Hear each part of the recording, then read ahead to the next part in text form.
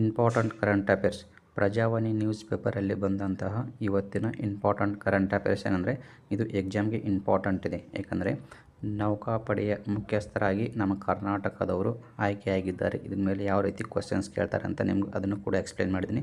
ಈ ನ್ಯೂಸ್ ಪೇಪರನ್ನು ನೀವು ಯಾವ ರೀತಿ ಸ್ಟಡಿ ಮಾಡಬೇಕಂದ್ರೆ, ಇಲ್ಲಿ ನೋಡಿ, ನೌಕಾಪಡೆ ಮುಖ್ಯಸ್ಥ ಕನ್ನಡಿಗ ಕೃಷ್ಣ ಸ್ವಾಮಿನಾಥನ್ ಇವರ ಹೆಸರು ನೆನಪಿಟ್ಕೊಳ್ಳಿ. ಯಾಕಂದರೆ ಇವರು ನಮ್ಮ ಕರ್ನಾಟಕವರು ಆಗಿರೋದ್ರಿಂದ ಇಂಪಾರ್ಟೆಂಟು. ಕೃಷ್ಣ ಸ್ವಾಮಿನಾಥನ್ ಅವರು ಆಯ್ಕೆಯಾಗಿದ್ದಾರೆ. ಇದ್ರ ಬಗ್ಗೆ ಸ್ವಲ್ಪ ಡೀಟೇಲಾಗಿ ಸ್ಟಡಿ ಮಾಡೋಣ. ಇಲ್ಲಿ ನೋಡಿ, ನ್ಯೂಸ್ ಪೇಪರನ್ನು ನಾವು ಯಾವ ರೀತಿ ಸ್ಟಡಿ ಮಾಡಬೇಕಂದ್ರೆ, ಕೇವಲ ಪತ್ರಿಕೆಯಲ್ಲಿ ಬಂದ ಹೆಸರನ್ನು ಮಾತ್ರ ನೆನಪಿಟ್ಟುಕೊಂಡರೆ ಸಾಲದು. ಪರೀಕ್ಷಾ ಮಂಡಳಿಯ ಪ್ರಶ್ನೆ ಕೇಳುವ 4 ಆಯಾಮಗಳಲ್ಲಿ ನಾವು ಸ್ಟಡಿ ಮಾಡಬೇಕು. ಮೂಲ ಯಾವುದು? ಪ್ರಚಲಿತ ಮಾಹಿತಿ.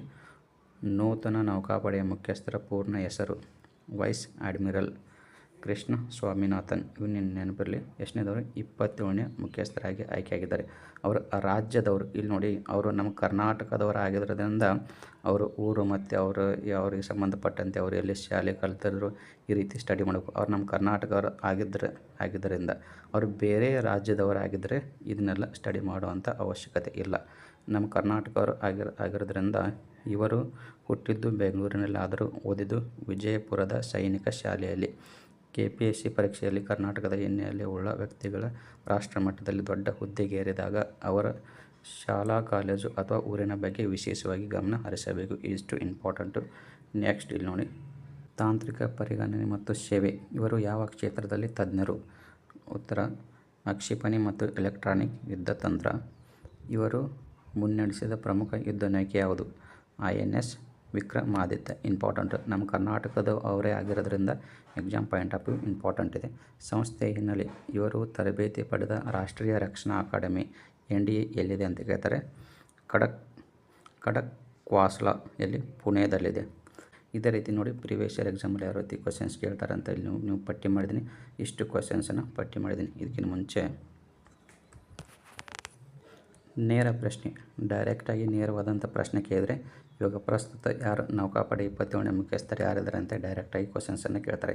Wise admiral Krishna Swaminathan. ಈ ರೀತಿ ಅದರಲ್ಲಿ ಏನಾದರೂ ಸ್ವಲ್ಪ ಕ್ವಶನ್ಸನ್ನು ಟ್ವಿಸ್ಟ್ ಮಾಡಿದರೆ, ಕರ್ನಾಟಕದ ಹಿನ್ನೆಲೆ ಆಧಾರದ ಪ್ರಶ್ನೆ ಅಂದರೆ ಕರ್ನಾಟಕದ ಹಿನ್ನೆಲೆ ಆಧಾರದ ಪ್ರಶ್ನೆ, ಅವರು ಎಲ್ಲಿ ಕಲಿತರು, ಏನು ಮಾಡಿದ್ರು, ಆ ರೀತಿ ವಿಜಯಪುರ ಶಾಲೆಯಲ್ಲಿ, ಮತ್ತು ಅದರ ಬಗ್ಗೆ ಸ್ವಲ್ಪ ಇಂಪಾರ್ಟೆಂಟು, ಅದನ್ನು ಕ್ವಶನ್ಸ್ ಕೂಡ ಎಕ್ಸ್ಪ್ಲೇನ್ ಮಾಡ್ತೀನಿ. ಈ ರೀತಿ ನೀವು ಪ್ರೀವಿಯಸ್ ಇಯರ್ಸ್ ಕ್ವಶನ್ಸ್ ಪೇಪರ್ ಆಗಲಿ ಈ ರೀತಿ ನೋಡಿ, ಇದೊಂದು ಸ್ವಲ್ಪ ಡಿಫಿಕಲ್ಟ್ QPSC ಮತ್ತು KS ಲೆವೆಲಲ್ಲಿ ಕೇಳಿದರೆ ಯಾವ ರೀತಿ ಕ್ವಶನ್ಸನ್ನು ಕೇಳ್ಬೋದು, ಈ ರೀತಿ ಕೇಳ್ತಾರೆ. ಇಂಥ ಕ್ವಶನ್ಸನ್ನು ಜಾಸ್ತಿ SDA ಮತ್ತು FDA ಎಕ್ಸಾಮಲ್ಲಿ ಕೇಳ್ತಾರೆ. ಅದಕ್ಕೋಸ್ಕರ ನೀವು ಈ ರೀತಿ ಸ್ಟಡಿ ಮಾಡಬೇಕು. ಎಕ್ಸ್ಪ್ಲೇನ್ ಮಾಡ್ತೀನಿ. ಸೆಲ್ಫ್ ಸ್ಟಡಿ ಮಾಡಿದ್ದೀನಿ. 2 ವರ್ಷ ಪ್ರಿಪ್ರೇಷನ್ ಮಾಡಿದ್ದೀನಿ. ಇದು ನನ್ನ ಕಮ್ಯುನಿಕೇಷನ್ ಪೇಪರಲ್ಲಿ ಬಂದಂಥ score. FD 82, village accountant 87, WRD 80. ಇವಾಗ ವಿಲೇಜ್ ಅಕೌಂಟೆಂಟ್ ಆಗಿ ವರ್ಕ್ ಮಾಡ್ತಾ ಇರೋದು.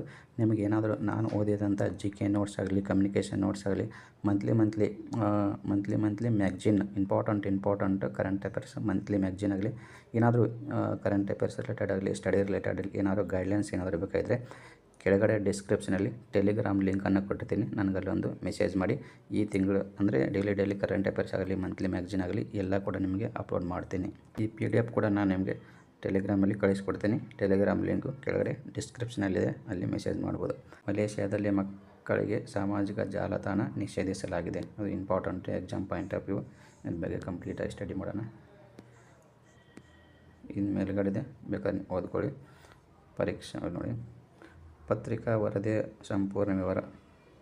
ಮುಖ್ಯ ಸುದ್ದಿ. ಮಲೇಷ್ಯಾ ಸರ್ಕಾರವು ಜೂನ್ 1ರಿಂದ ಜಾರಿಗೆ ಬಂದಿರುವ 16 ವರ್ಷದೊಳಗಿನ ಮಕ್ಕಳು ಸಾಮಾಜಿಕ ಜಾಲತಾಣದ ಖಾತೆ ಹೊಂದಿರುವುದು ಅಧಿಕೃತ ನಿಷೇಧಿಸಿದೆ. ಎಷ್ಟನೇ ವಯಸ್ಸು? 16 ವಯಸ್ಸಿನ ಮಕ್ಕಳಿಗೆ. ಯಾವ ಕಾಯ್ದೆ?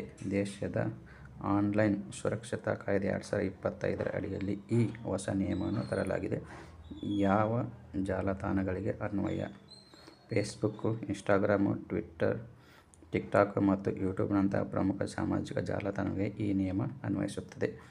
ಕ್ವಶನ್ಸ್ ಕೇಳ್ತಾರೆ, ಯಾವ ಜಾಲತಾಣ ಅಂತ ಕೇಳ್ತಾರೆ. ವಯಸ್ಸಿನ ಪರಿಶೀಲನೆ ಕಡ್ಡಾಯ. ಹೊಸ ಖಾತೆಯನ್ನು ತೆರೆಯಲು ಸರ್ಕಾರ ಗುರುತಿನ ಚೀಟಿ ಅಥವಾ ಪಾಸ್ಪೋರ್ಟ್ ಮೂಲಕ ವಯಸ್ಸಿನ ಪರಿಶೀಲನೆ ಮಾಡುವುದು ಕಡ್ಡಾಯಗೊಳಿಸಲಾಗಿದೆ. ಈಗಾಗಲೇ ಖಾತೆ ಹೊಂದಿರುವ 16 ವರ್ಷದೊಳಗಿನ ಮಕ್ಕಳಿಗೆ ತಮ್ಮ ಡೇಟಾವನ್ನು ಡೌನ್ಲೋಡ್ ಮಾಡಿಕೊಳ್ಳಲು 1 ತಿಂಗಳ ಅವಕಾಶ ನೀಡಿದ್ದಾರೆ. ಭಾರಿ ದಂಡ ನೋಡಿ. ಒಂದೇನಾದ್ರು 16 ವರ್ಷದೊಳಗಿನ ಮಕ್ಕಳು ಇನ್ಸ್ಟಾಗ್ರಾಮಲ್ಲಿ ಬಂದರೆ ಎಷ್ಟು ದಂಡವನ್ನು ವಿಧಿಸುತ್ತಾರೆ ಅಂತ ಕೇಳ್ತಾರೆ. 23.73 ಕೋಟಿ ರೂಪಾಯಿ ಅಧಿಕ ದಂಡವನ್ನು ವಿಧಿಸಲಾಗುತ್ತದೆ. ಇಂಥ ಆಲ್ರೆಡಿ ಯಾವ ದೇಶಗಳು ಇದನ್ನು ಜಾರಿಗೆ ತಂದಿದ್ದಾವೆ ಅಂತ ಕೇಳ್ತಾರೆ. ಇತರ ದೇಶಗಳ ಪರಿಸ್ಥಿತಿ ಈಗಾಗಲೇ ಆಸ್ಟ್ರೇಲಿಯಾ, ಫ್ರಾನ್ಸ್, ಚೀನಾ ಹಾಗೂ ಇಟಲಿ ದೇಶಗಳ ಮಕ್ಕಳ ಸಾಮಾಜಿಕ ಜಾಲತಾಣ ಬಳಕೆಯನ್ನು ನಿಷೇಧಿಸಿವೆ. ಇಷ್ಟು ನಿಮಗೆ ಇಂಪಾರ್ಟೆಂಟ್ ನೆನಪಿರಲಿ. ಅದ್ರ ಮೇಲೆ ಯಾವ ರೀತಿ ಕ್ವಶನ್ಸನ್ನು ಕೇಳ್ತಾರೆ ಸ್ವಲ್ಪ ನೋಡ್ಕೊಳ್ಳಿ. ನೇರ ಪ್ರಶ್ನೆ ಕೇಳಿದರೆ ಯಾವ ರೀತಿ ಕೇಳ್ತಾರೆ. ಇತ್ತೀಚೆಗೆ ಜೂನ್ 20 ಯಾವ ದೇಶ 16 ವರ್ಷದೊಳಗಿನ ಮಕ್ಕಳನ್ನು ಫೇಸ್ಬುಕ್, ಇನ್ಸ್ಟಾಗ್ರಾಮ್ ಮತ್ತು ಟಿಕ್ಟಾಕ್ನಂಥ ಸಾಮಾಜಿಕ ಜಾಲತಾಣ ಖಾತೆ ಹೊಂದಿರೋದನ್ನು ಅಧಿಕೃತವಾಗಿ ನಿಷೇಧಿಸಿದೆ ಅಂದರೆ ಮಲೇಷ್ಯಾ. ಇದರಲ್ಲಿ ನೋಡ್ಕೊಳ್ಬೋದು ಯಾವ ದೇಶ, ಮಲೇಷ್ಯಾ ದೇಶ. ನೆಕ್ಸ್ಟ್ ಜಾಗತಿಕ ಹೋಲಿಕೆ ಪ್ರಶ್ನೆ. ಜಾಗತಿಕ ಹೋಲಿಕೆ ಆಧಾರಿತ ಪ್ರಶ್ನೆ. ಮಕ್ಕಳ ಸುರಕ್ಷತೆಗಾಗಿ ಸಾಮಾಜಿಕ ಜಾಲತಾಣಗಳ ಬಳಕೆಯನ್ನು ಕಾನೂನುಬದ್ಧವಾಗಿ ನಿರ್ಬಂಧಿಸಿದ ವಿಶ್ವದ ಪ್ರಮುಖ ದೇಶಗಳ ಗುಂಪಿಗೆ ಸೇರುತ್ತದೆ. ಇದರಲ್ಲಿ ಯಾವ್ಯಾವ ಅಂತ ಕೇಳಿದರೆ ಆಸ್ಟ್ರೇಲಿಯಾ, ಫ್ರಾನ್ಸ್, ಚೀನಾ, ಮಲೇಷ್ಯಾ. ಮೇಲ್ಗಡೆ ಎಕ್ಸ್ಪ್ಲೇನ್ ಮಾಡಿದ್ನಲ್ಲ, ಈ ರೀತಿ ಕ್ವಶನ್ಸನ್ನು ಕೊಟ್ಟು ಕನ್ಫ್ಯೂಸ್ ಮಾಡ್ತಾರೆ, ನೀವು ನೋಡ್ಕೊಳ್ಬೇಕು. ನೆಕ್ಸ್ಟ್ ತಂತ್ರಜ್ಞಾನ ಮತ್ತು ಸೈಬರ್ ನೀತಿ ಆಧಾರಿತ ಪ್ರಶ್ನೆ. ಮಲೇಷ್ಯಾ ಸರ್ಕಾರ ಜಾರಿಗೆ ತಂದಿರುವ ಹೊಸ ಆನ್ಲೈನ್ ಸುರಕ್ಷಾ ಕಾಯ್ದೆಯ ಪ್ರಕಾರ ನಿಯಮ ಉಲ್ಲಂಘಿಸುವ ಜಾಗತಿಕ ತಂತ್ರಜ್ಞಾನ ಕಂಪನಿಗಳಿಗೆ ಉದಾಹರಣೆ ಮೆಟಾ, ಟಿಕ್ಟಾಕ್ ಗರಿಷ್ಠ ಎಷ್ಟು ದಂಡವನ್ನು ವಿಧಿಸಲು ಅವಕಾಶವಿದೆ ಅಷ್ಟೇ 23.73 ಕೋಟಿ ರೂಪಾಯಿ. ಕಾಯ್ದೆ ಯಾವುದಂತ ಕಾಯ್ದೆಯ ವರ್ಷ ಮತ್ತು ಗುರುತಿನ ಪ್ರಶ್ನೆ. ಮಲೇಷ್ಯಾ ದೇಶವು ಮಕ್ಕಳ ಆನ್ಲೈನ್ ಸುರಕ್ಷತೆಯನ್ನು ಖಚಿತಪಡಿಸಿಕೊಳ್ಳಲು ಜೂನ್ 26ರಿಂದ ಜಾರಿಗೊಳಿಸಿದ ಮಹತ್ವದ ನಿಯಮ ಯಾವ ವರ್ಷದ ಕಾಯ್ದೆಯಲ್ಲಿ ಅಡಿಯಲ್ಲಿದೆ ಅಂದರೆ ಆನ್ಲೈನ್ ಸುರಕ್ಷತಾ ಕಾಯ್ದೆ 2025. ಒಂದೇನಾದರೂ ಕ್ವಶನ್ ಸ್ವಲ್ಪ ಜಾಸ್ತಿ ಟ್ವಿಸ್ಟ್ ಮಾಡಿದರೆ STI ಮತ್ತು FTI ಎಕ್ಸಾಮಲ್ಲಿ ಈ ರೀತಿ ಕ್ವಶನ್ಸನ್ನು ಕೇಳ್ತಾರೆ. ಮಕ್ಕಳ ಸಾಮಾಜಿಕ ಜಾಲತಾಣ ಬಳಕೆಯ ಜಾಗತಿಕ ನಿಷೇಧಿಸುವ ಪ್ರವೃತ್ತಿಗೆ ಸಂಬಂಧಿಸಿದಂತೆ ಈ ಕೆಳಗಿನ ಹೇಳಿಕೆಯನ್ನು ಗಮನಿಸಿ. ಈ ರೀತಿ ಕ್ವಶನ್ಸ್ಗೆ ಮಲೇಷ್ಯಾ ಸರ್ಕಾರ ಹೊಸ ಖಾತೆಯನ್ನು ತೆರೆಯಲು ಸರ್ಕಾರ ಗುರುತಿನ ಚೀಟಿ ಅಥವಾ ಪಾಸ್ಪೋರ್ಟ್ ಮೂಲಕ ವಯಸ್ಸಿನ ಪರಿಶೀಲನೆಯನ್ನು ಕಡ್ಡಾಯಗೊಳಿಸಿದೆ. ಇದು ಕರೆಕ್ಟ್ ಆಗಿದೆ. ಯುನೈಟೆಡ್ ಕಿಂಗ್ಡಮ್, UK ಮತ್ತು ಸ್ಪೇನ್ ದೇಶಗಳು ಈಗಾಗಲೇ ಈ ಕಾನೂನನ್ನು ಸಂಪೂರ್ಣವಾಗಿ ಜಾರಿಗೊಳಿಸಿದ ಮೂಲಕ ಆರೋಪಿಸಲಾದ ದೇಶಗಳಾಗಿವೆ. ಇದು ತಪ್ಪಾದಂಥ ಆನ್ಸರು 1ನೇದು ಕರೆಕ್ಟ್ ಆಗಿದೆ. ಈ ರೀತಿ ನೀವು ಕರೆಂಟ್ ಅಫೇರ್ಸನ್ನು ಸ್ಟಡಿ ಮಾಡಬೇಕು. ಇದು ನಿಮಗೆ ಇಂಪಾರ್ಟೆಂಟು.